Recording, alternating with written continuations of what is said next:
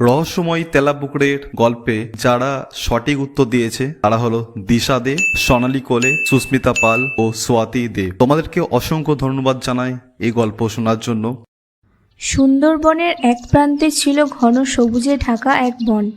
সেখানে বাস করত নানা রকমের প্রাণী, হরিণ, বানর, শিয়াল, হাতি আর এক বিশাল বাঘ। সে বাঘ ছিল ভীষণ গর্বিত। তার ধারণা সেই এই বনের একমাত্র রাজা। কিন্তু বনের প্রাণীরা খুব একটা খুশি ছিল না তার রাজত্বে। এই বাঘের নাম ছিল বগা। সে ছিল ভয়ঙ্কর, কিন্তু একদিক থেকে ছিল বোকাও। সে নিজের শক্তিকে খুব বড় করে ভাবত, কিন্তু বুদ্ধি ছিল কম।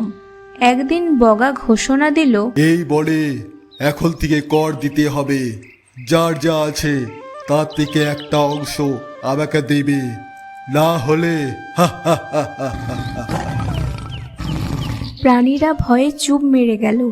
সবাই জানে বগার রোষে পড়লে কারো রক্ষা নেই। এই বনের এক প্রান্তে বাস করত এক চতুর শিয়াল। তার নাম ছিল চুনু। সে ছিল ছোটখাটো গড়নের, কিন্তু বুদ্ধিতে পাকা। যখন সে শুনল বাঘ গড় বসিয়েছে, তখন সে হাসল। এই বোকা বাঘ বুঝছে না, শক্তি দিয়ে রাজা হওয়া যায় না, রাজা হতে হলে দরকার বুদ্ধি। চুনু ঠিক করলো সে বগাকে একটা শিক্ষা দেবে, তাও এমনভাবে যাতে বাঘ নিজেই বুঝতে পারে সে ভুল করেছে।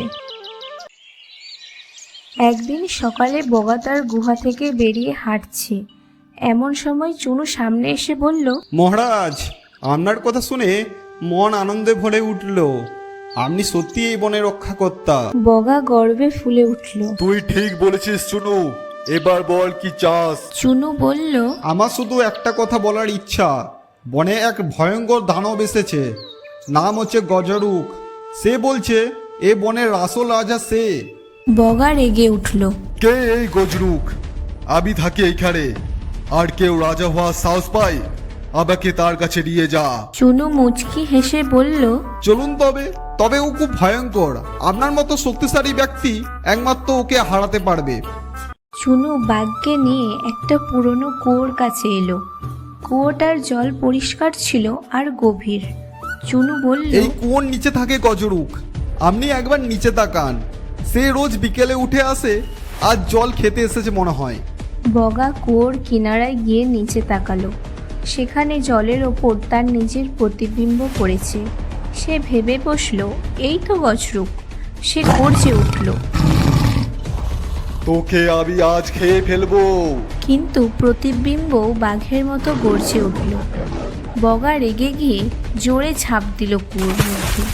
থপ করে পড়ে গেল জলে। চুনু হো হো করে হেসে বলল, বোকা বাঘ, নিজের ছায়াকে দানব ভেবে ঝাঁপ দিয়েছিস। বগা হেঁচকি কেটে উঠল। বাঁচাও, বাঁচাও, আমি ডুবে যাচ্ছি। চুনু বলল, তুমি যদি আমার কথা শুনো আর বনের সবাইকে কর দিতে না বলো, তাহলে আমি তোমাকে বাঁচাবো। বগা রাজি হয়ে মাথা নাড়ল। তখন চুনু গিয়ে বনের অন্যান্য পশুদের নিয়ে এলো। সবাই মিলে বগাকে কুয়ো থেকে টেনে তুলল। বগা তখন পুরোপুরি ভিজেই দুর্বল আর লজ্জিত। সে মাথা নিচু করে বলল, আমি ক্ষমা চাই। আমি বুঝতে পারিনি শক্তি দিয়ে কখনো ভালো রাজা হওয়া যায় না। এখন থেকে আমি বুদ্ধিমান চুনুর পরামর্শ নিয়ে চলবো। চুনু বলল, সত্যিকারের রাজা সে যে নিজের প্রজাদের ভালো বোঝে।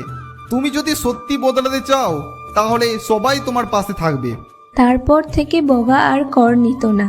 সে চুনুর কাছ থেকে শিখল কিভাবে সবাইকে একসাথে নিয়ে চলতে হয়। বনটা আবার হাসি খুশিতে ভরে উঠল। সবাই বুঝে গেল শক্তি বড় নয়, বড় হলো বুদ্ধি আর সদয় মন। নৈতিক শিক্ষা: অহংকার পতনের মূল, আর বুদ্ধি ও নম্রতা এটাই সত্যিকারের শক্তি। এই গল্প আমাদের শেখায় যে গায়ের জোরে কাউকে দমন করা যায় ঠিকই, কিন্তু সম্মান আদায় হয় বুদ্ধি, সহানুভূতি ও সততার মাধ্যমে। আজকের গল্পের প্রশ্ন হলো, যে ভয়ঙ্কর দানব এসেছে বনেতে তার নাম কি? বন্ধুরা, তোমরা যখন কমেন্ট করবে তখন তোমাদের সঠিক নাম এবং তোমাদের ঠিকানা অবশ্যই বলে দিও।